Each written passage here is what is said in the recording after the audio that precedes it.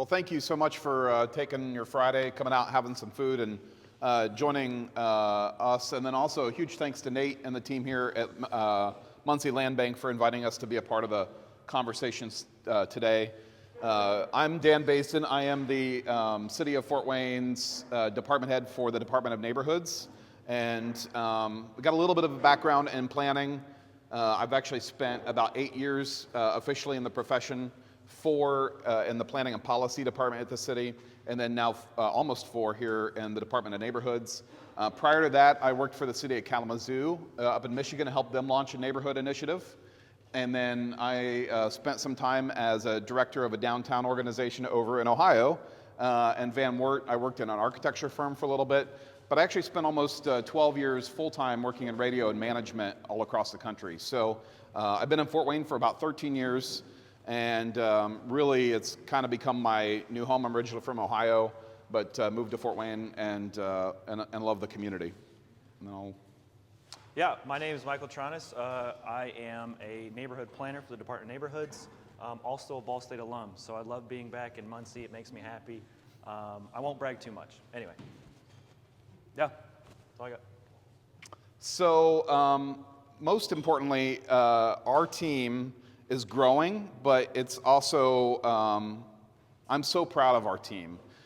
Just 3.5 years ago, almost 4 years ago, whenever the mayor said, I want to put an effort and a focus back on neighborhoods.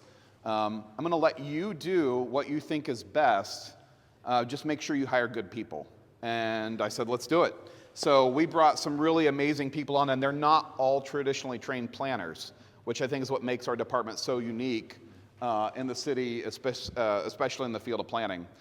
So first and foremost, our newest employee is also here today. If you want to raise your hand.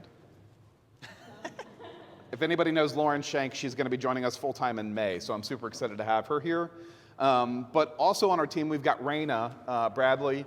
Prior to working for the city, she was at Bridge of Grace Ministries. So she worked in the nonprofit sphere, helping do community development efforts in neighborhoods in southeast of Fort Wayne. Prior to that, she worked for Detroit and their land bank, and she had a background in architecture, went to Howard, and got a degree there. Megan Grable on our team, she is originally from Fort Wayne, moved all over the country for about a decade working on different nonprofits and legal field and things like that. She went to Penn for a degree in urban studies. Lauren, of course, is new on the team. We've got Holly Munoz, who just joined us a couple of weeks ago, and her focus is going to be on helping with grant management and resource distribution. And then Kevin Cobb is one of our new team members as of January this year.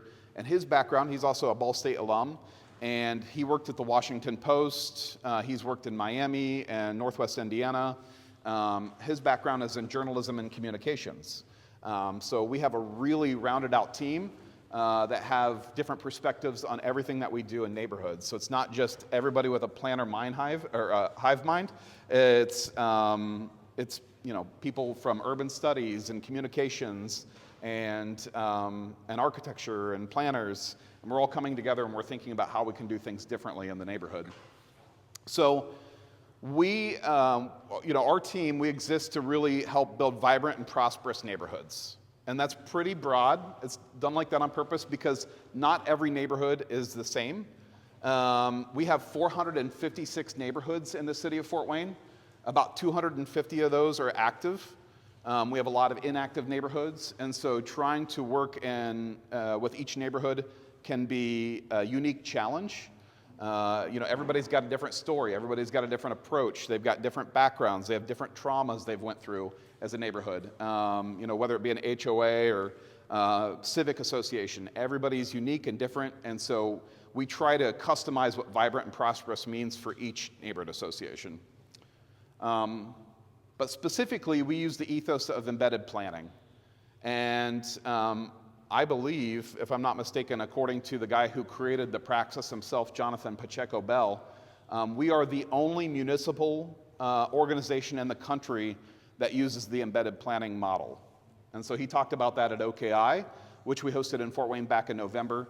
But essentially, we use embedded planning because I didn't want to sit behind a desk anymore and tell people I was doing community work. Like, as much as sitting behind a desk and doing data is important, I think being out in the community, sitting on people's front porches, having conversations, walking down a sidewalk, sitting in a coffee shop, gosh, what do we do? Everything. You name it, churches, organizations, libraries. We're throughout the day, on our weekends, we're constantly interacting with folks. Yeah. Yeah, we're even going to be doing a parade this summer. I mean, this Yeah. is the kind of stuff that we get to do. But it gets us out of the office and it puts us out in the context of the community where everybody else is working. So by doing that, we believe it helps us understand people's needs, build trust and authentic relationships, increase participation and engagement, which is super important for us. I know, not to get planner technical here, but they say 3.3% of the population makes statistical significance. I think that's weak. I think we need to try to double that. And so far, all of our plans, we're hitting 7 to 17% engagement in neighborhoods, which is unheard of in planning in our city in the past. So just really excited to get out and talk to as many people as possible. And then also, we just participate in daily community life, and it helps us advance equity, in all forms of the word across the community. And I think, yes, this is the guy who created it.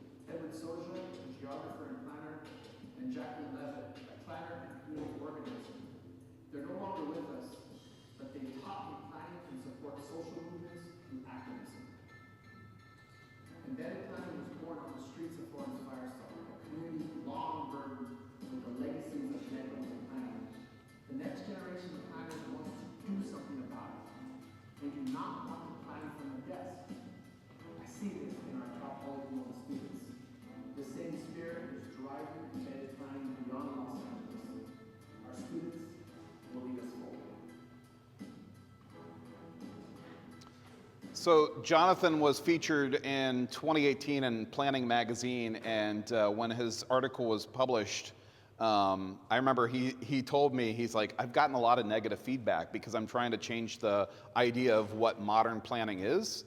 And he's like, so I think I'm just going to have to do this alone.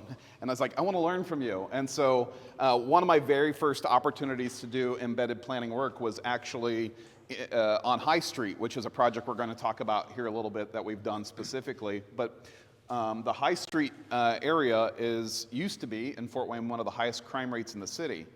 And so just literally talking with Jonathan and being frustrated in my previous position, I was just like, how do I do this? And he's like, go talk to people. And I was like, well, I mean, I have to get approval. And I remember going to my boss at the time, and they were just saying, that's a great idea, but there's risk involved, and then you have to sign out, and then you still have to make sure you're doing your work on that, and making sure you're hitting all these deadlines.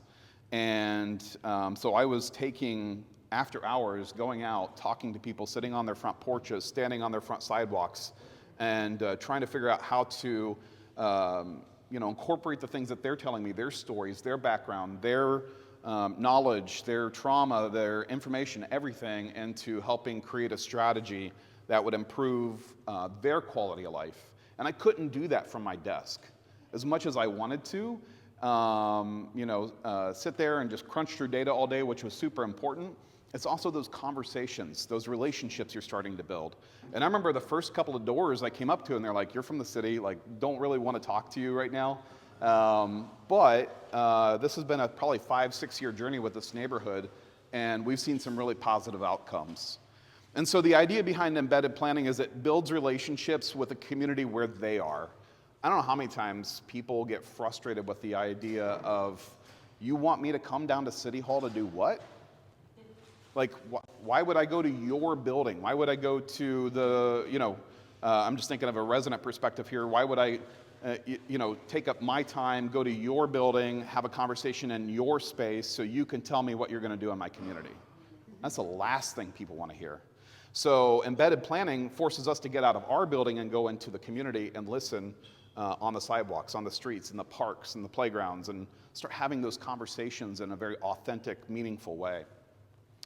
A couple of pictures here. So, and we'll talk more about these later, but East Central specifically is a neighborhood in Fort Wayne that for years, 50, 60 years, has seen disinvestment. There's a lot of distrust with local organizations, local foundations, the city. And so working with this neighborhood, this has been probably a 3.5 year journey from going to the very first meeting and getting yelled at to now they're inviting us to come out and do block parties with them and have conversations and sit in the park. And we're doing a neighborhood walk at the end of April with them so we can see what the concerns are in the moment and how can we find ways to create solutions together, not for the neighborhood, but with the neighborhood. This is a picture of a former staff member. She just left in January to be a full-time mom at home, but Bernadette, she was so proud of this. She sent me a text on a Saturday, and she's like, we're doing a neighborhood cleanup, and I've got a big dumpster in my picture, and I want to be able to put it up on Facebook. And I was like, well, send me something. So she took a selfie in front of a dumpster, and we put it up on Facebook. But this is a neighborhood that has been inactive for about 30 years, and they're now fully reactivated. They've got a board, and it's all volunteers. And they do 2 neighborhood cleanups a year. We've invested about $600,000 in new lighting and sidewalks in the neighborhood over the last 2 years, and crime rate has decreased about 30% in the neighborhood. So this was, we had a really active resident who wanted to get her neighborhood association relaunched, and I paired her with Bernadette, and magic happened, and we got a selfie with a dumpster. But this is, to me, what embedded planning is. It's about elevating respect and establishing relationships. I don't know if you want to talk a little bit about some of your experience. Yeah, I think a big piece of what we do is bridging the gap. I think a good example is our colleague Megan, who was working in the neighborhood where she's going to these meetings, every month or so, and she's just getting yelled at because they're so frustrated with the lack of impact or the lack of empathy that they've gotten from the city over the years. And so as time went on, she eventually earned their trust, and now she's like, can do no wrong, apparently, with them, which is great. But it shows that we kind of have this mantra that we move at the speed of trust, and I think that's a very, very important aspect to what we do, because we're establishing those relationships that are deep-rooted. It's not just, we're here to do this, let's do this project, and let's leave, right? We're elevating the mutual respect between them as a neighborhood and us as a city representative. So we're trying to help figure out ways to bridge those gaps, and it's not always the simplest or quickest method, but there's a lot of different ways we've done it, and I think that's like the kind of pride and joy about this job is we get to actually build authentic relationships with residents, and it's shown such a great impact on the work that we've done, and they mutually support us when we need it and vice versa. So it's been a very, very lasting relationship on the respect end, as well as just building that repertoire and trust with them. I think it's so important. And one of the most important things that we do is show up. Yeah.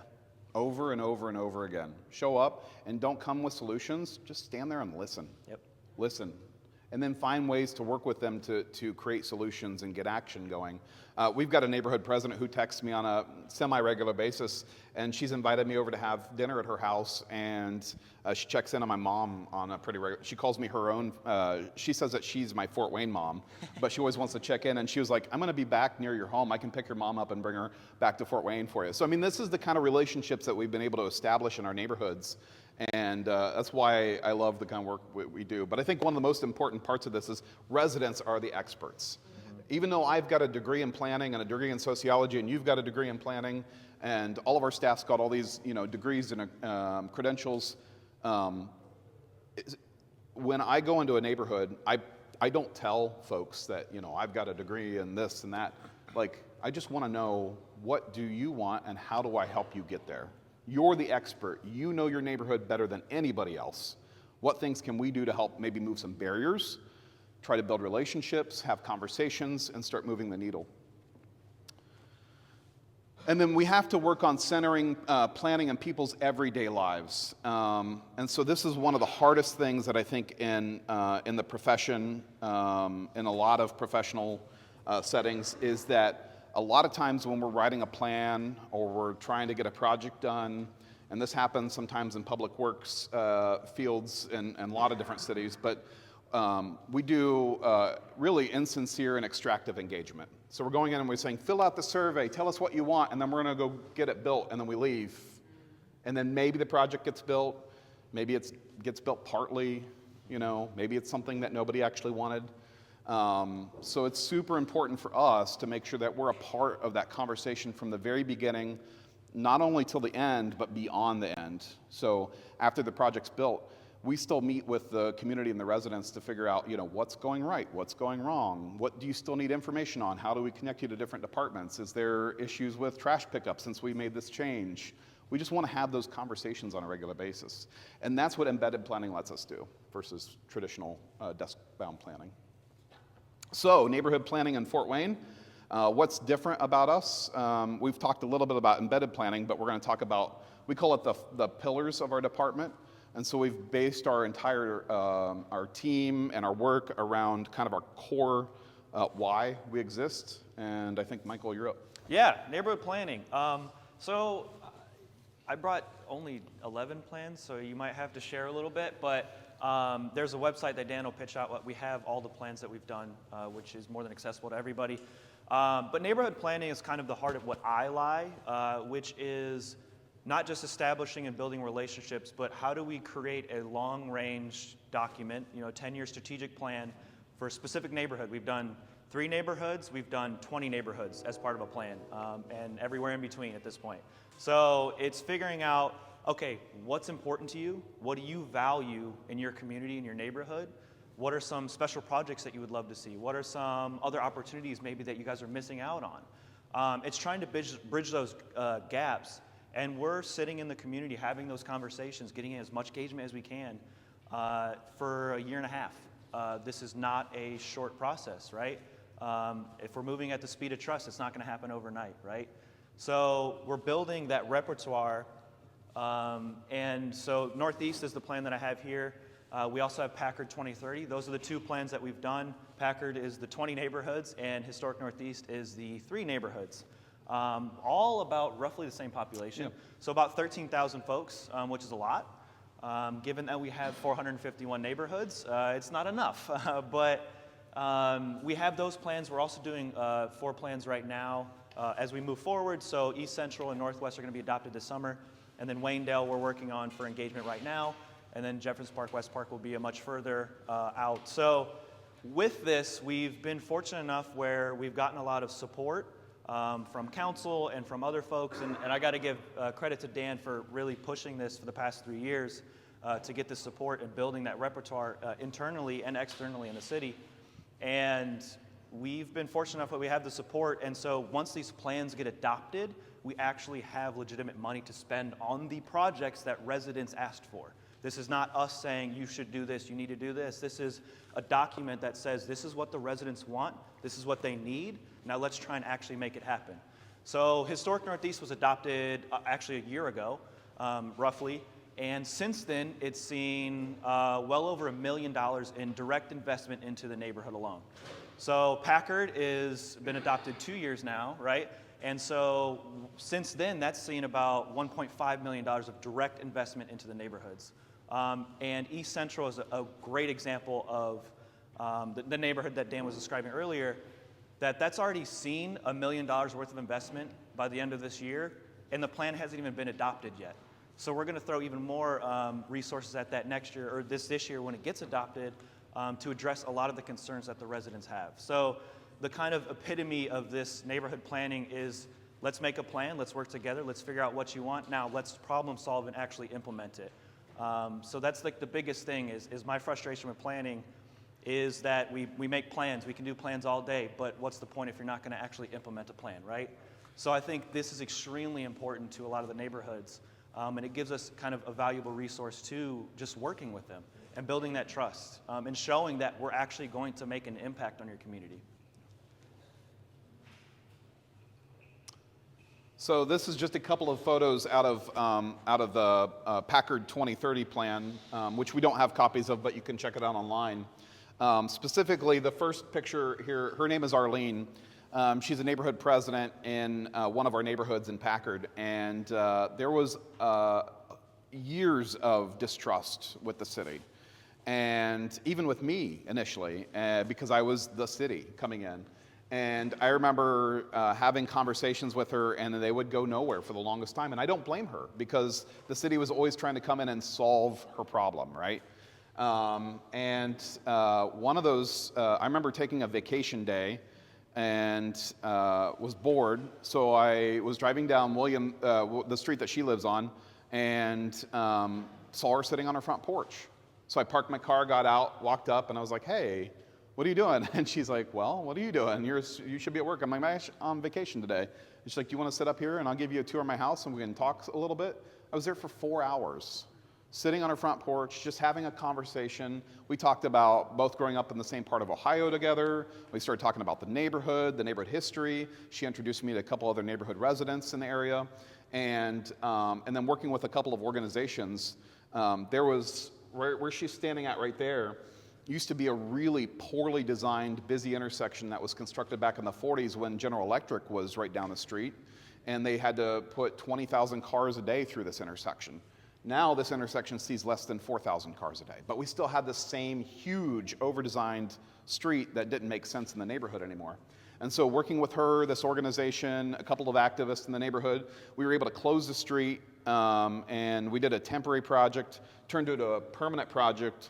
And now it is called Irish Town Plaza, and we were able to do an entire placemaking thing there, bring back cultural history of the neighborhood, tell the story through that. The former neighborhood president for almost 30 years, she got involved, and it's been a really great story to see unfold over the last couple of years in this neighborhood. And now, I have questions or I need something, she'll send me an email like, how can we come out and help you support that? So just a complete change in the perspective of the work that we can provide in a neighborhood, but it took time and it took relationships and it required that I showed up a lot. And I would follow through on the things I said I was going to do. One of the big things in this neighborhood too is they wanted to see more color. And so it's called the 07 by some in the area. and it's kind of our artist hotspot in the city. And so we hired a local artist. His name's Matthew Plett. Does wonderful work, and we wrapped a bunch of traffic cabinets in the neighborhood with local art. And we're able to tell a story about what's happening in the community, and it brings color to the neighborhood. And then Sarah is the person who helped relaunch the Broad River neighborhood. The new sidewalk, the light post is cut off, but we've been able to see the amount of success in Broad River getting relaunched as an association after almost 30 years of dormancy, and crime decrease in the neighborhood too by doing these kind of relationships and investments one at a time. Yeah. I think another piece of this too is we're not just doing these projects for the sake of doing projects, right? We also are second-handedly empowering these neighborhoods to pursue the things that they want to pursue. I think Broad River is a prime example of a neighborhood who said, oh, we can do these things? Let's get together and do these things. Let's get folks riled up. Let's be participatory to this. So it goes beyond just these projects, these infrastructure projects, these design ideas. It goes so much deeper rooted than that when we help build that trust and empower folks to be educated, to be a part of the process. This is a great example here of East Central, a neighborhood that has a lot of missing sidewalks or a lot of really poor sidewalks. This goes back to showing that we came in and we wanted to work on trust. And so trying to get people engaged in the planning process, they're like, I've done 5 other plans in the past. I've filled out hundreds of surveys. Nothing's been done. Okay, well, you want safer sidewalks to get to school. Let's go get that done. And so we were able to get $200,000 from supplemental lit last year, and we installed new sidewalks connecting residents to the school and the park in the neighborhood. So what we did is we said, okay, this is what you told us. We're going to follow through with that, and we're going to make it happen. And we saw more and more investment and engagement from the residents. So minus the Hamilton sign one, these 3 pictures are directly from Historic Northeast. So these are requests that they had as part of engagement. They wanted to see safer crossings, so we installed bump outs down a one-way, because for some reason people in Fort Wayne like to pass in the parking lane. So this helps mitigate that, right, from maybe kids getting hit when they're trying to cross the street. So that's one example. The second example is specific to Hamilton neighborhood, which is not associated with that, but this concept is applicable to Broad River, to East Central, to all these other neighborhoods that we work. And that's they just want an identity. They want something that showcases that I live here. This is pride in place, right? And so simple light posts and banners kind of contribute to that atmosphere. The third picture is a tree canopy. Northeast was very adamant on tree canopy growth. We all probably have faced across the state, emerald ash borer issues. Our silver maples are getting too old. They're falling down. They need to be tore out. So we're losing a lot of that canopy. So we actually, a week from tomorrow, have the next rendition of this, but we gave out 250 trees that folks can plant in their yard. We're going to do another 250 here in 2 weeks. So in total, we're going to give away 500 trees as part of this planning. That was one of the biggest things that they were adamant on. And those go in people's private yards. Correct, yeah. So we're already doing street trees as a city. This is additionally on people's private property. Yes. And then the last one is just another example of a box wrap. So they really loved artwork. They love acknowledging their history. This area is a very historical area. In this case, this box is catty-corner to Northside High School. And so the artist kind of wanted to incorporate, the history of it, which is its arts, its music. And so that's just one of 15 box wraps that we have in that entire area. And this is just some examples. We're going to be doing more this year with that too. And that's with the help we established a committee of residents, of neighborhood leaders that kind of reside in that area to help guide this process. So research projects and programs is one of our other pillars. This, I think, is the most fluid one, but I think the most entertaining for me. So Dan had mentioned the crime decrease with the CEPTED program. So I'll get to that in a second, but we are very fortunate, and again, I want to thank Dan for that one, is that we all have our own passions with things. I love sustainability. That's where my heart lies, outside of community, obviously. And all of us kind of have our niches, which comes with all of our different backgrounds. And so we've done a bunch of different projects that support communities and support our neighborhoods in addition to helping us kind of get that research out. So crime prevention through environmental design is CPTED is the acronym for it. High Street, which was the highest ranked street for crime in Fort Wayne for a long time. We did a project, Megan led this project. She's kind of like the CPTED person on our team, but, and this is gonna sound so, I still think it sounds funny when you say it out loud, but we just added better conditioned sidewalks, brand new sidewalks. We added street trees. We added new light posts, good light posts, with some identity, some pride on it, where they still has Hamilton signs.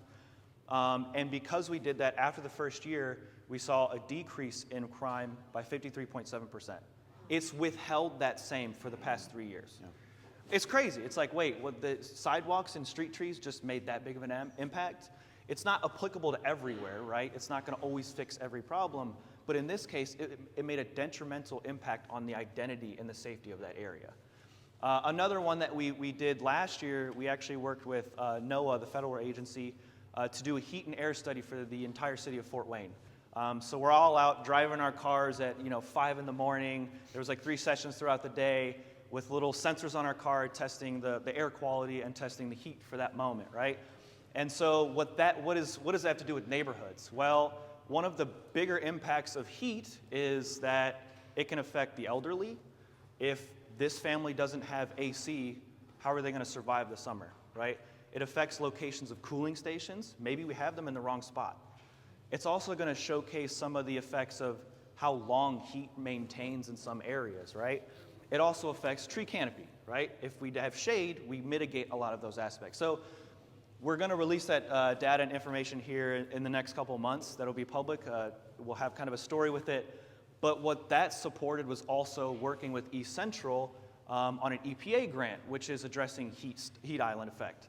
And so with this neighborhood, we're working directly with youth, we're working directly with the neighborhood residents, and figuring out, okay, what are some strategies, what are some actionable things that we can do to help mitigate the heat island effect? Social determinants of health, stress in neighborhoods, these are all kind of like in this health wellness side of it, but equally important. Are we thinking about how diabetes affects our residents? Probably not, right? So the important impact of infrastructure, the important impact of design, the important impact of social connection in third spaces, that overlays a lot with all of this. We can help mitigate some of those things if we just think about the residents from a different perspective. I don't know if you want to add more to the... Yeah, no, it's a really, really great way to set that up too. And for example, one of the projects we're really excited about doing, and we're still trying to get the contract signed on this, but there's an author who is a psychogeographist. And so his whole idea is he comes in and studies stress in neighborhoods and public spaces, and he tries to understand how stress impacts the residential environment and the long-term health impacts held by the residents in that area. And so hopefully everything works out and we're able to bring them on. 99% sure we'll be able to bring them on this year, but we're going to be able to have that data, then we can do more projects that help reduce levels of stress. We know between the ages of 0 and 3, a lot of the brain is formed in a way that impacts your life chances and your life outcomes. So how can we help make sure our neighborhoods have better environments for toddlers and infants? And so this is the kind of stuff we're trying to do that helps set up our neighborhoods for success for the next 20, 30, 40, 100 years. Well, this is our lighting project that we did as part of Packard 2030, but it does show the kind of work that we're doing with lighting and how we're reducing crime. This street, this entire segment of street had a total of 12 lights until last winter. We've put all new lights on this section of street because it connects to a major elementary school, because we wanted to make sure it was safer for the kids to walk to school in the dark at 7 o'clock in the morning. So, from the time this neighborhood was built until literally last winter, we had 12 lights. And now we've completely changed the look and feel of the street. Yeah. I think what's really cool about this video too is you can just look a block to the left and to the right, and you can see how dramatic that difference is.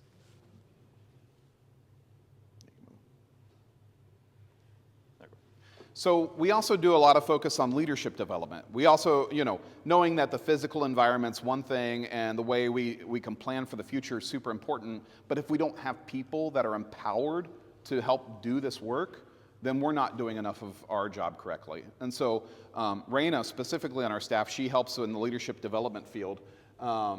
but we do a couple of big projects each year. She leads Fortify Neighborhood Accelerator. In this program, it's a 6-month, very intensive. They're meeting, a couple of times a month on weekends, during the week, doing coaching sessions to do everything from grant writing to Robert's Rules of Order to rewriting your bylaws to learning how to write letters of dissent against a project that could impact your neighborhood. We're really trying to make sure that the people in the neighborhood feel empowered and equipped to be the best advocate they can be for the residents in their neighborhood. And so that's Fortify. We also do neighborhood status assessments. Again, 450 some neighborhoods, 250 are active. That means there's a lot of inactive neighborhoods and people don't feel represented by their area they live in. And so an NSA, a neighborhood status assessment, we work with a neighborhood for about 18 months from beginning to end and help them throughout the entire process.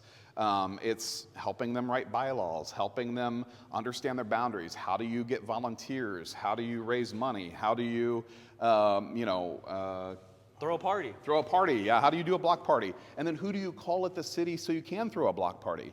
Because all of this is very mysterious to the general public, and we want to help demystify some of that and make it easier for people to do this.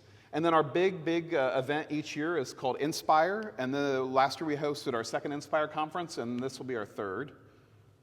And this is a quick video.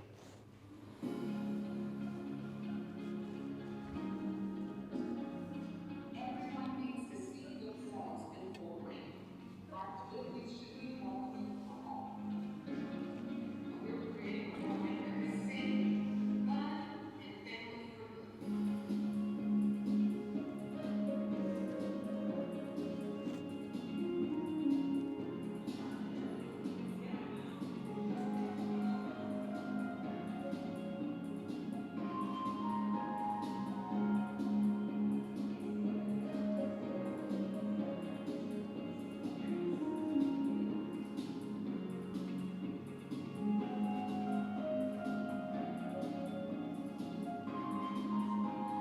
One of the goals of the conference this year is to elevate more neighborhood voices.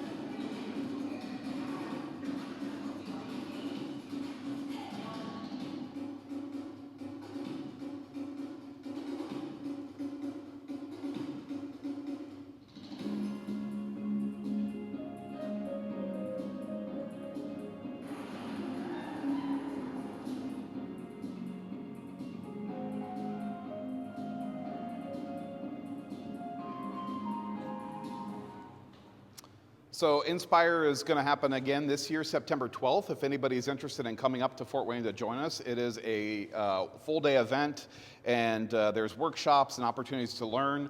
But one of my favorite things about this is over half of our speakers for this event are neighborhood leaders in Fort Wayne. So we want to have the residents feel like they can come out and share their ideas and their experiences and their stories with other neighborhood leaders across the city. And so, yes, we do bring speakers in to help, make sure we fill out the entire agenda, but majority of the speakers there are other people in Fort Wayne that are trying to uplift their own residents. We do a lot of resource distribution. So we have done a neighborhood grant program. It's probably one of our keystone grant programs in the city. And it requires neighborhood leaders to apply for a $5,000 grant and then help actually implement the grant. We've invested about $650,000 in the last 3 years in neighborhood grant improvement projects. It's everything from trees to crosswalks to benches to hanging baskets in neighborhoods. They're really small but incremental improvements, and we've done about 125 of these so far in the last 3 years, and we're going to do another round here in hopefully a couple of weeks. We're going to announce it. We also do Neighborhood 101 guides. We just rolled those out yesterday. It's a series of videos. They're in English, Spanish, and Burmese, plus they're a little half sheet of paper on cardstock that talks about things like how to start a neighborhood association, how to navigate the city if you have questions about, utilities or things like that. Because so many residents don't know, besides, if they call 311, if we're lucky. If not, they're going to complain on Facebook. So we're trying to make it easier for people to feel like they can navigate the city and make improvements the way they need to make them. We're going to be doing an exciting neighborhood engagement grant program. We're working with the Follinger Foundation in Fort Wayne, who wants to do a trial grant program with us to see if neighborhoods can increase the amount of engagement they do. So one of our neighborhood presidents, he does a thing called Taco Bout It Tuesdays, where he invites the residents to come out and they get free tacos, and the only way you get free tacos is by joining them and talking about neighborhood issues. And so, he's been paying for that out of his own pocket for the last couple of years. And this year we're going to try to figure out a way to help supplement that using these funds from the foundation, because the city cannot buy food. So we're working with a local foundation to help support those efforts. We also do lots of neighborhood engagement. And last year we launched a whole new website called Engage Fort Wayne. If anybody had if anybody's had a chance to check it out, it's engage.cityoffortwayne.org. And it has had significant growth in the last couple of months. Kevin, who's the journalism background, Ball State student, Ball State grad, who joined the team, he took it over in January, and as you can see, it's skyrocketed in growth since he's taken it over. But the biggest reason we do Engage Fort Wayne is typically when it comes to announcing a project, you maybe do a groundbreaking. Typically the mayor and the council member are there. And then there's a media event, and then everybody leaves, and then all of a sudden the project's done, and maybe there's a ribbon cutting, and then everybody leaves, and the project's over. What we do with Engage is we take the residents through the entire process, from the bidding and RFQ timeline to who's your project manager to groundbreaking. There's photos, there's a description, there's ways to engage on the project in some cases. And then all the way up through the ribbon cutting, and then beyond that, we want to do surveys and say, okay, how's this project actually impacting you? Are you seeing benefits? Are you seeing changes? So we really take you through the entire process on neighborhood engagement. And in the last year, we've had over 2,500 contributions from residents on how to make things better in the city. I'll actually kind of give my own personal example of Engage Fort Wayne. There's a bridge right down the street from me, and I saw that they were doing construction on it. I work for the city. I don't know everything that happens in the city, but I was like, I wonder if that's on the Engage website. So then I look up, the bridge name, and lo and behold, there's a Engage page. It says, here's what we're doing, here's how long it'll take, here's who to contact if you have questions. Cool, great, that's it. It's such a useful resource for folks to find out what's actually going on in the city. We also do, we help other departments on their engagement efforts. We do a lot of work with Public Works, when they were able to get federal grants in the past, helping them do the engagement part on that. How do we increase the amount of engagement in projects? We helped with the Pontiac Street grocery store, doing engagement to seeing what residents wanted sold at their grocery store. Streetscape enhancements, we've done engagement around that. We lead the mayor's walks for the city. And our whole goal is, how do we increase engagement? How do we find new ways to do engagement that we've not uncovered before? And we're going to try it. There's nothing saying you can't try new ways to do engagement. So we want to try something new every single time. We also do a lot of placemaking and improving the civic commons. And so we worked with a company called Gale. Anybody heard of Jan Gale before? He does amazing work. His company does wonderful work. Back in 2018, it was actually one of my very first projects at the city. We did the Downtown Public Realm Action Plan. We ended up winning the Gold in Urban Design from the APA for the project, but it's called the Porch Off Calhoun. If you've been to Fort Wayne, it's an alleyway system in downtown that we completely converted, and in the summer months, they shut down the alleys, put picnic tables out, do block parties in the space, And the goal with that is to make downtown stickier for people to want to stick around in and stay and learn and try new businesses and all that kind of stuff. And we've seen a significant increase in the amount of pedestrian activity downtown since we did that project. Raina on our team, she's working with LTU students to help do parklets in neighborhoods. She did this actually in her previous job at Bridge of Grace Ministries, but I know she's trying to do some more work now at the city. She's taken literally vacant lots and had the kids come out and use tires and wood pallets to build new parklets in the community. And then we're also doing a lot of focus on our urban corridors and how do we make improvements to those.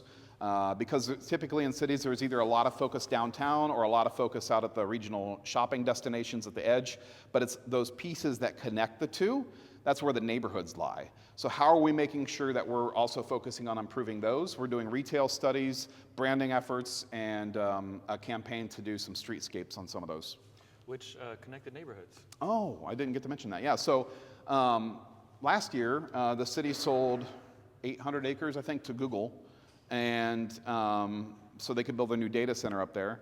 And the mayor, one of her very first projects, and that's going to have our department lead it, is we're going to be giving 2 neighborhood groups $1 million each this year, and then we're doing another round of 2 neighborhoods in 2027, and they get to do big catalytic projects in the neighborhood that help advance the neighborhood.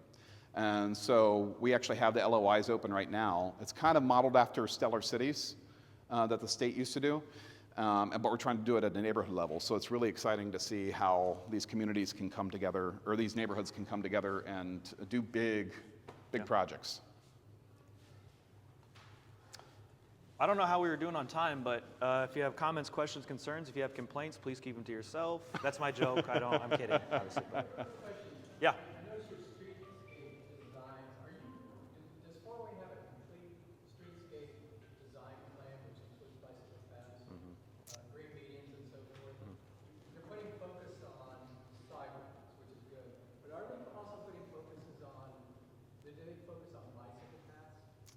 Talk about that?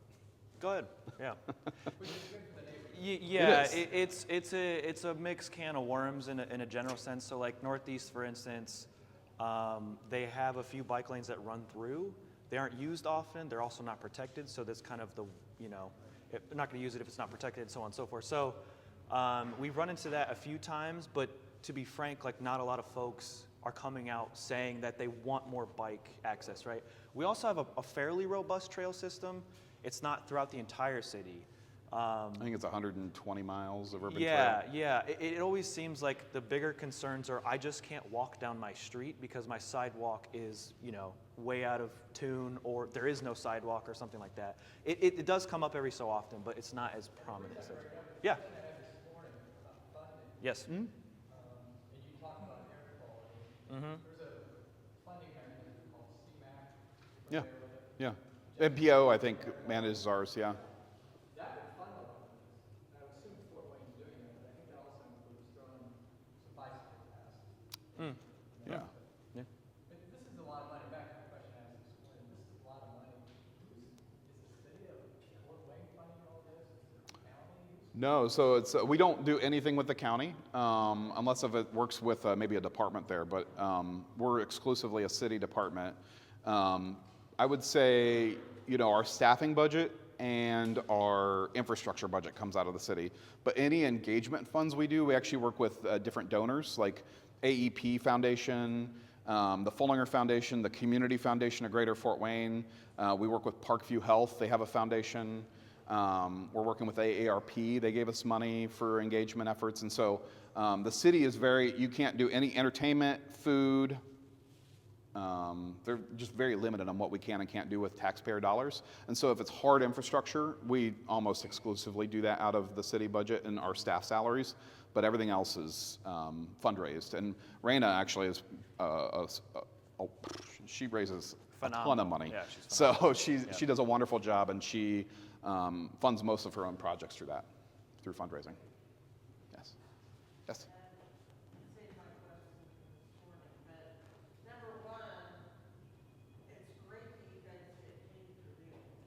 Yeah, yeah, A lot of the getting around the neighborhoods and talking to yeah, people is yeah. not paid for by some. But my question is, you have so many neighborhoods, I mean, as large as your city. How do you, well, I can imagine the two of you getting around to everyone, but when you look at it, because I agree, you have to be there and talk to people, but how do you prioritize or, I mean, because every neighborhood is totally different Mm-hmm. and people think they're in a, you know, community and, you know, I know several, I mean, a lot of us are in all the neighborhoods, but Yeah. Sure. just, I mean, how do you pick and the funding, I mean, entertainment is part of getting to know people Mm-hmm. a lot, so it sounds like you also have someone who just looks for funds. Well, that's only maybe 5% of her job. So but she's just really, really, really good at it. So I let her, and she's raised millions of dollars for other organizations. So she's got these relationships already, and she helps get some of that money raised. And then we've been working on building relationships with other nonprofits and foundations. And so, like, I've got a really good relationship with Fullinger and the Community Foundation and things like that. So, you know, it's. So when you're sharing with your friends, How how do you do we prioritize neighborhoods? And where to go? I wish I had a great answer for you. Honestly, when we first started, it was just me and one other person on the team. And so they made this big announcement, hey, we're going to do an entire project focusing on neighborhoods, and we're going to have 2 people doing it.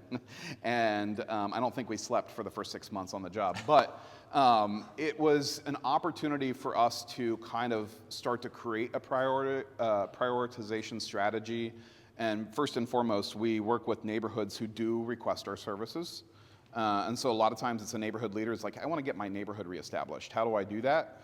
And then we have to put them on a timeline. And then we'll work with, we want to make sure we're spreading out our work across the city as much as possible so all 6 council districts get some kind of impact. Is there neighborhoods that have, demographic needs want more than another neighborhood? So we look at all that stuff on the back end of how we prioritize. And then is there staff capacity to do it?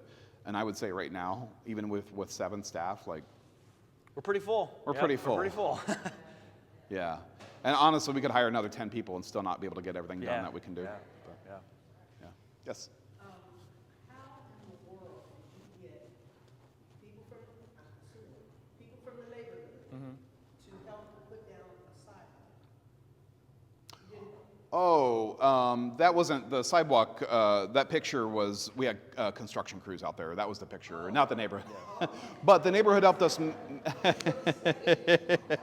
No, the neighborhood helped us map where the sidewalk should be a priority, though. So that was, and then we were, in the past, they may have said, we need a sidewalk here, and then all of a sudden, maybe a couple years later, a sidewalk would pop up. What we did is they said, we want a sidewalk here, and we followed through with them and said, okay, we're building your sidewalk. Here's pictures of it being poured. Just kept them in the loop throughout the entire process. And then celebrated, once the sidewalk was poured, had the neighborhood president come out, and she got pictures out there with the sidewalk in the background. So it was like, this was her project that she championed, and that was super important for us to make sure we told her story. So. And I feel like we didn't hit on that enough. Maybe is the storytelling piece is equally as important as the impact that we just have face to face, right? So we're not just saying this project's happening, cool, great, yeah. We're actually celebrating it. We're bringing them along the process. We're actually showing folks hey, look, we're actually making an impact in your community. This is great. Let's celebrate. Let's be happy about it, and try and kind of build that empowerment, but also just the positivity around it to showcase that we want to help. We're here to help. Let's figure out ways to do it. I think a really great way to say that, to tie into that is, this year we're spending $41 million in the city, not our department, but $41 million in public works projects. So that's bridges, roads, trails, a whole bunch of stuff. Every single year, the mayor and the administration get beat up. You're not doing enough. You're not fixing the pothole in front of my house fast enough, all that kind of stuff.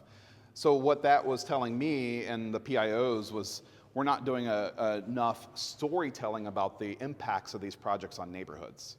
And so that's what we've been working on last year and this year with Engage. And then we also, having Kevin on the team, his nature is to go right to how do we tell a better story. So Yeah. that's been a really big positive step forward. Yes, yes. Actually, quickly, the salaries for the 7 people, that's paid out of the city general fund? Yeah. Okay. And I know that you all have some special taxes, like wheel taxes, et cetera, that help that fund. I think for this audience, one of the things that's kind of astonishing is just having 7 staff working. Yeah. 7 Yeah. staff have been within an agency that has 12 staff. That's kind of unheard of. So, are there other funding mechanisms that the city is employing to, be able to hire professional staff? We all just property tax. We do a lot so to offset some of those costs because property taxes are a large portion of our budget. For example, like right-of-way, they fund, I don't know if they fund their staff fully through it, but they fund a portion of their staff through permit fees. And then we have a code enforcement office, and they fund, I think, majority of their staff through code enforcement, ticketing and citations and things like that. So the city does make money in other ways. But yeah, majority of our staff is funded purely through property tax, which SB1 is a real concern. And I also want to I feel like we are glossing a little bit over that. Like Dan has put in an immense amount of legwork to make 7 people happen. It isn't just like something that people are like, oh yeah, this is great. You guys can just have however many you want. It's been a much more complicated process than that. Yeah. So I think he doesn't give himself credit, but it took a lot of legwork to make that happen. Yeah. Yeah, a lot of 70-hour weeks. It's still happening. Yes, sorry. Who maintains the Engage page or updates it with projects? Kevin on our Kevin team. Cobb, yeah. yeah. Do you have a team member that does that? And that's new Specifically, as yeah. this year, yeah. Because Mayor, last year when we launched the page, it was me and our staff that were doing all of it. And I think that Mayor Tucker was like, if I see you 4 nights a week at one more meeting, like I need you to have some support. And so she's been really, really wonderful. Her top priority when she became mayor last summer was how do we help make sure that we're doing more work in neighborhoods and making sure you all can still sleep at least a 6-hour day. So. Do you rely on the department heads to communicate the project statuses to you? Like, Yeah. So the nice thing about this system that we use is we're able to set up back-end users. And so we had to do trainings with different divisions in the city, and we have different people in each department. It's not exclusively their job. Kevin's exclusive job is to make sure the site is maintained and managed, but it's maybe like 10% of their job. Make sure you get the projects updated. Like Kathy in Parks, when we're building a new playground, she's the one updating those. She's also the marketing director, so she's got a bunch of other work, but she's adding this to her plate right now. Yeah. is there an online portal for the community to report infrastructure issues or when you guys? Yeah. We do have 311, and we have Smart City software. I don't know quite what the software they use, but yeah. Yeah. I have a question about, in your experience with how much engagement and how much support you've had recently, say in the last year or two, and looking at the impact of things like social media on how engagement actually happens in the everyday world for people. Yeah. I know here I'm seeing more of like next door engagement and Facebook, but I'm wondering if there are other apps or like which apps are you guys seeing more engagement in, and what percentage of the actual dialogue is happening in that way as opposed to on the ground? I think a gauge actually is a really good example of something we were able to do. So we typically, when we do a neighborhood plan, I would say the average age of a participant in a neighborhood planning engagement, has always been 50 plus. It's just because there's more availability typically, and there's more concern about the neighborhood. And so what we did is after we launched Engage, actually Northwest Neighborhood Plan, which is the one we're finishing up right now, was the first plan we put on Engage to get engagement. And we saw a significant increase in 25 to 34-year-olds giving engagement by using this website. So they weren't willing to necessarily come out into a church basement and drink cold coffee and stale cookies and talk about what they want to see for the future of their neighborhood, but they're able to jump on their phone and give quick engagement feedback.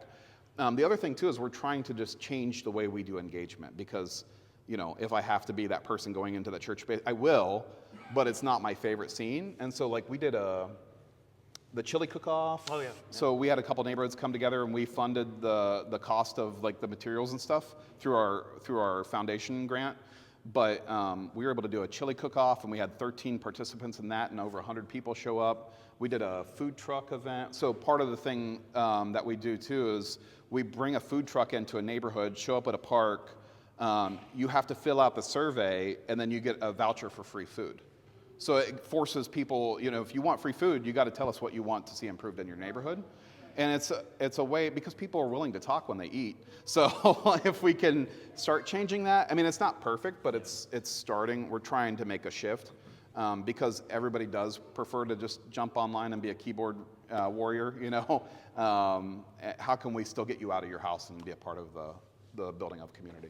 Yeah, I think that's like a really complex piece too, because all neighborhoods are different, right? The neighborhood that I'm working in right now, Waynedale, not so active online, so it's going to be a lot of face-to-face. So it's going to be me knocking on doors, me doing door hangers, us sending mailers to the entirety of the neighborhood to say, here's what events are coming up, make sure you show up, right?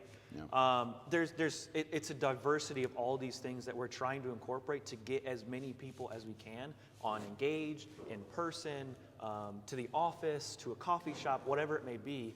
And I think that's the piece of embedded planning that's really important, is that we're trying to be as open and as diverse as we can with those options. It's not going to happen on Facebook, or just with Facebook. It's not just going to happen with mailers, and so on and so forth. So that adds those layers that we can keep building on all those age groups, on all the accessibility issues, and so on and so forth. We're still trying to figure it out. I mean, there's no tried or true answer for that, but there's so many different ways that we can go about it. Yeah.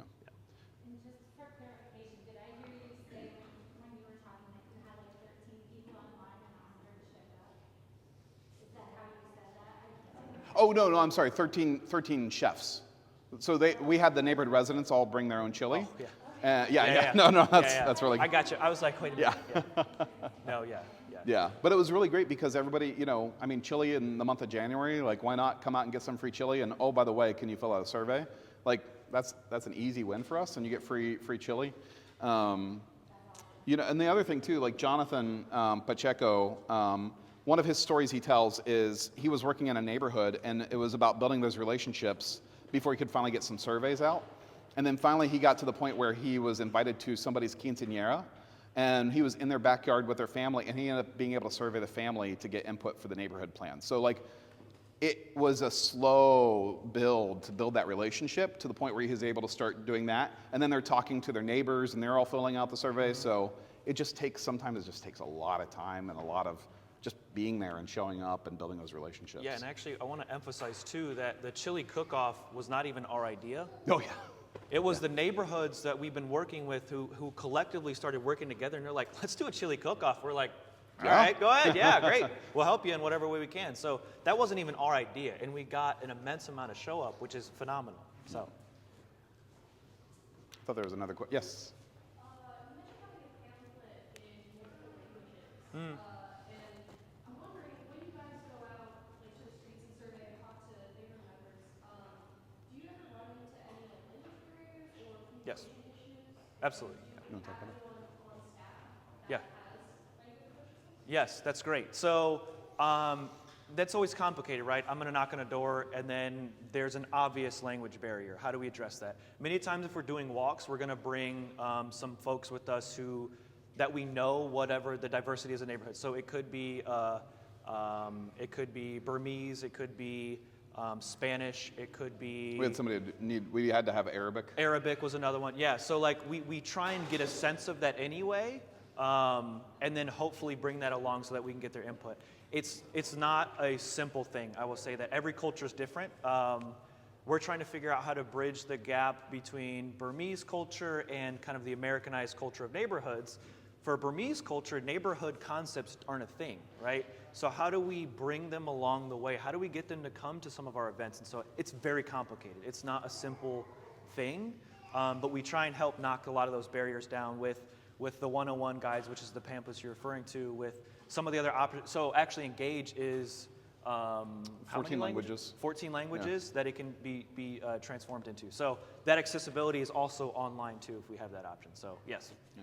And I think it goes back to, again, us just showing up. Yeah. Because now we have a couple staff members, like when these residents that, we need to have somebody that can translate for us, but when they see, like Megan, for example, she's been out there so many times in the neighborhood, now they're trying to learn ways to communicate with Megan to still get, the information they need, but it's just showing up. Yeah.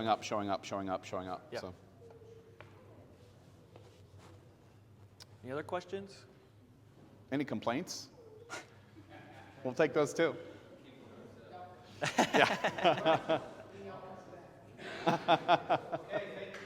Thank you. Yeah.